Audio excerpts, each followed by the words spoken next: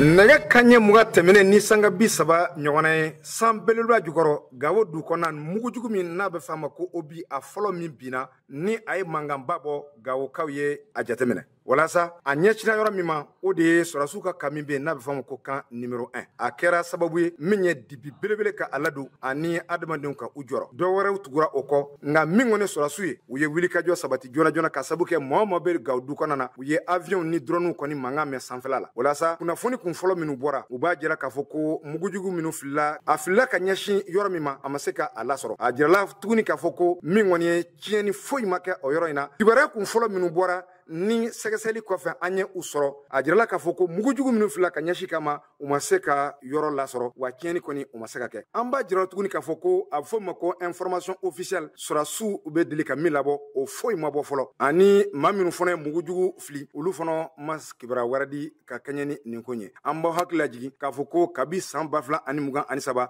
min kɔni ye a bɛ fɔ ma ko couvre-feu a bolodalen don Gawo du kɔnɔna na walasa adamadenw ani u bololaminɛw ka olu ka u lakana Abdul Nasir Idrissa Gawo VOA Banbara tɔgɔ la